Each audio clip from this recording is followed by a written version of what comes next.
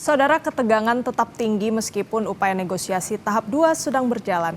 Bahkan dinilai maju tapi masih jauh dari kesepakatan dengan ancaman konflik militer yang masih membayangi kedua pihak. Kita akan membahas lebih lanjut bersama Prof. Muradi, Guru Besar Politik dan Keamanan Universitas Padjadjaran Bandung.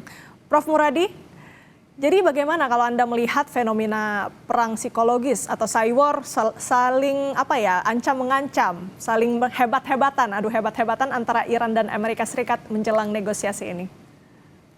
Ya, kalau melihat dinamikanya sebenarnya ada dua kutub yang juga saya kira penting. Yang pertama, war yang kemudian muncul dari mulutnya langsung Donald Trump melalui akun media sosialnya. Tapi ini kan juga kemudian pendengungnya nggak banyak ya. Jadi kalaupun kemudian misalnya dia muncul sebagai war, beberapa kali war kemudian menjadi semacam pernyataan saja ketimbang aksi ya. Itu poin pertama. Poin yang kedua yang penting sebenarnya adalah war dari Iran ini justru jauh lebih applicable, lebih praktis kalau istilah saya nyebutnya.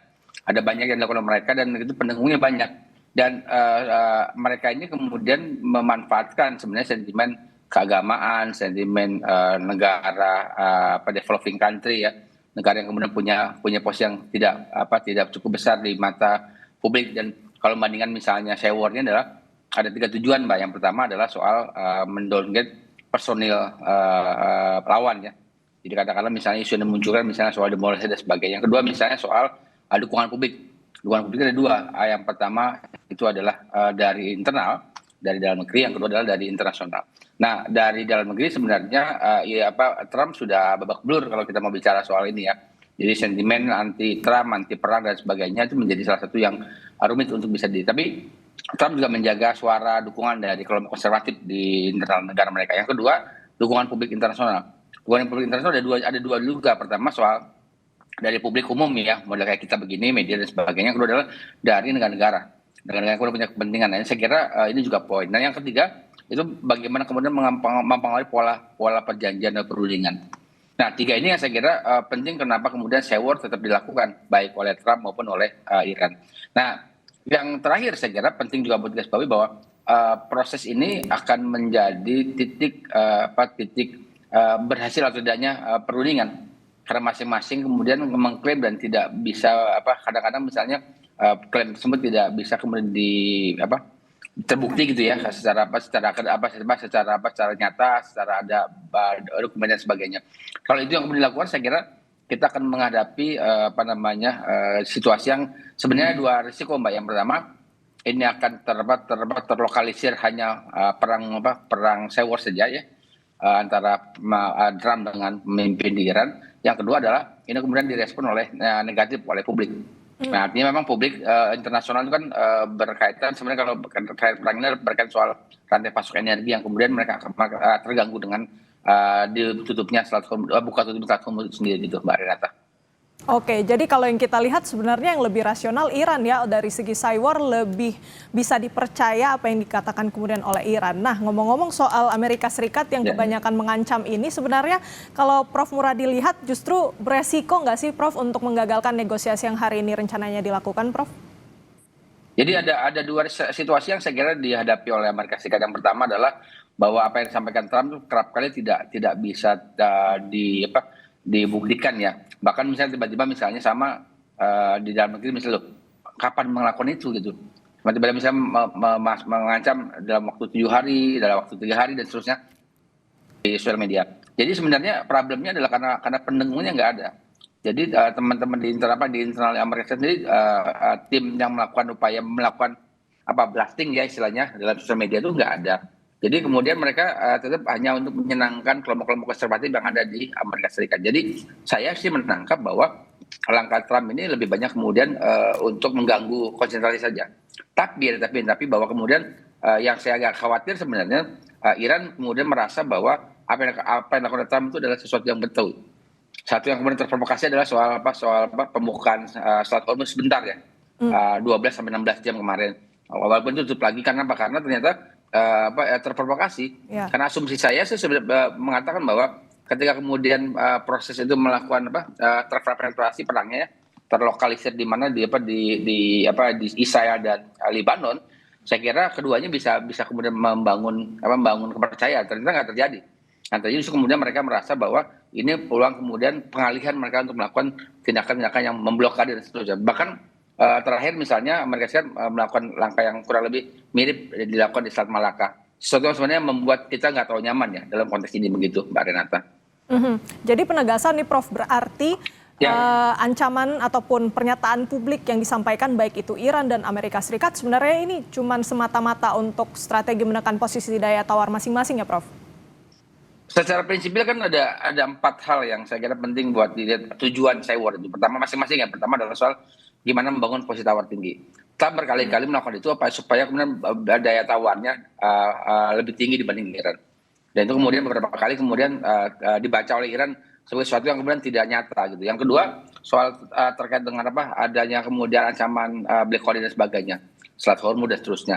Yang ketiga misalnya soal bagaimana kemudian mereka melakukan buying time.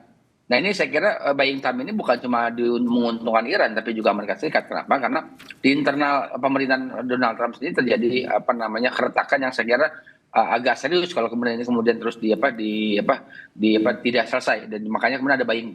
Nah yang terakhir adalah soal bagaimana kemudian mereka mendowngrade diplomasi.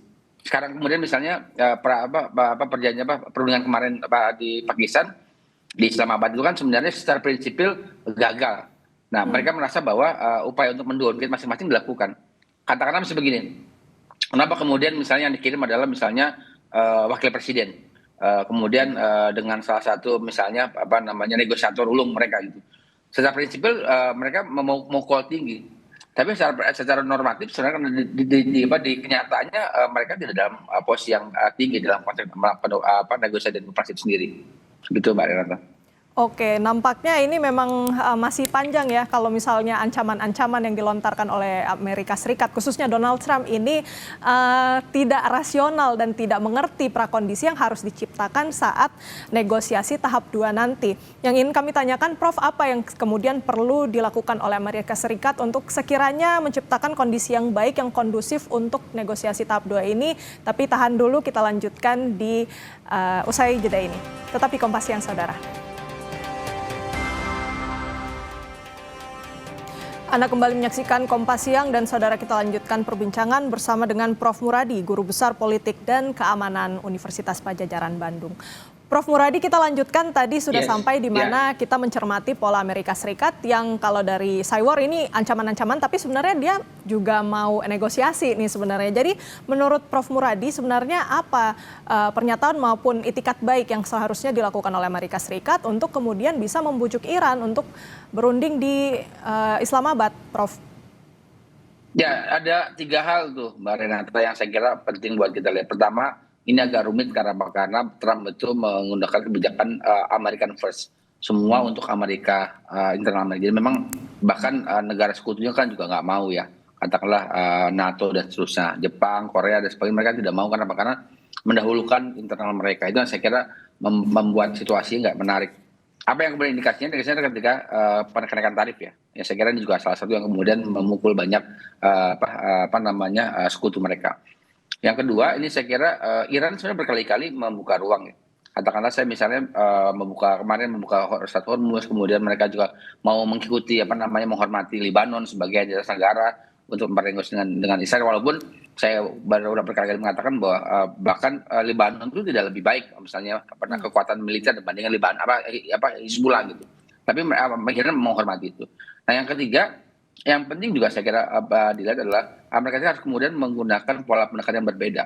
Kalau pola yang seperti ini saya agak ragu. Saya kira target untuk perundingan damai agak berat. Tapi kalau untuk hanya sekedar deeskalasi untuk beberapa saat ya, paling tidak sebenarnya itu kita dapatkan. Contoh gini, Mbak Renata, di Teluk itu di Timur Tengah itu hampir semua negara wait and see. Karena mereka paham begitu mereka bergerak negatif, katakanlah mendukung Amerika Serikat begitu, nanti kejadian kayak Bahrain. Bahrain itu sekarang ramai terus nih kan, mereka tiap hari diunjukkan seterusnya. Yang lainnya memang pada akhirnya menunggu. Nah ini saya kira bagian dari deeskalasi. Jadi harus mengubah pola. Kalau enggak, saya agak khawatir ini akan kita diskusikan mungkin sampai akhir tahun karena posisinya posisi dari Amerika Serikat nggak mau mengubah Pola pendekatan mendahulukan kepentingan Amerika Serikat dulu. Padahal Amerika Serikat itu dikenal ketika mereka membangun sekutu adalah membangun kepentingan sekutu bersama. Itu yang kemudian ditolak oleh Inggris, oleh Prancis, oleh anggota NATO dan juga Jepang dan setelah Korea begitu, Mbak Renata. Oke, jadi Amerika ini sebenarnya sudah urgent sekali untuk melakukan perubahan pola komunikasi maupun penyerangan. Tapi kalau kita tarik lagi dari sisi komunikasi, kita kembali berbicara tentang cyber, Prof. Ini kan sebenarnya apa yang dikatakan oleh Amerika Serikat, otomatis ini juga berpengaruh, ada dampaknya ke baik itu domestik dari Amerika sendiri maupun juga dari internasional. Banyak sekali yang sebenarnya ketergantungan dengan Selat Hormuz ini, Prof. Jadi bagaimana Anda melihat ini, Prof? Salah satu langkah yang menarik saya kira Iran bisa bernegosiasi dengan 40 negara yang dipimpin oleh Inggris dan Perancis. Saya kira itu menjadi salah satu poin penting kenapa kemudian Iran kemudian agak mengabaikan Amerika Serikat. Makanya situasi politik situasi keamanan di Selat Hormuz itu kan ada dua blok ya. Yang satu blok di blokade oleh Iran dan Iran ya. Setelah lagi blok itu dilakukan oleh Amerika Serikat di agak ke depan, agak mendekati perairan India dan seterusnya. Jadi kalau itu kemudian dilakukan, saya kira memang Iran akan menangkap dukungan itu dari 40 negara tadi. Karena Iran, Inggris, Amerika, Perancis juga kemudian sudah mau bernegosiasi dengan Iran. Makanya Iran kemarin membuka supaya kemudian diskusinya lebih setara. Tapi kan sekali lagi saya bilang pola pengalihan yang dilakukan oleh pola blokade yang dilakukan oleh Amerika Serikat bergeser juga. Mereka mencoba melakukan itu di Selat Melaka. Yang saya kira mungkin ini yang harus kita sebagai negara bangsa kita ya perlu mempertimbangkan betul, kemudian kita harus rapat juga dengan ASEAN ya, karena itu juga menjadi salah satu situasi yang akan menggeser kita. Karena kalau misalnya kemarin di blokade juga atau dikontrol oleh Amerika Serikat, maka China akan tidak tinggal diam. Karena itu menjadi salah satu pintu pelayaran dari utara ya. Dari Cina kemudian menuju ke perairan yang ada di selatan begitu, Mbak Renata. Oke, terakhir nih Prof. Muradi, tadi juga sempat menyebut mengenai koalisi 40 negara yang diinisiasi oleh Inggris dan Perancis. Mereka juga sudah menyatakan bahwa lagi menggodok rencana supaya bagaimana kemudian Selat Hormuz ini bisa dibuka. Nah, sambil paralel berjalan negosiasi di Islamabad antara AS dan Iran, apa yang sebenarnya bisa dilakukan oleh Perancis dan Inggris ini untuk mendekati Iran bersama dengan 40 negara lainnya ini koalisi, Prof? Kan dari Iran saya kira mereka nggak akan punya kepentingan terlalu besar ya dibanding mereka dengan Amerika Serikat. Kenapa begini, Mbak? Ini nyambung dengan saya tadi sebenarnya. Tujuan Iran untuk mendapatkan dukungan dari internasional sudah kuat. Artinya apa? Artinya 40 negara itu tidak dalam posisi untuk berhadapan dengan Iran.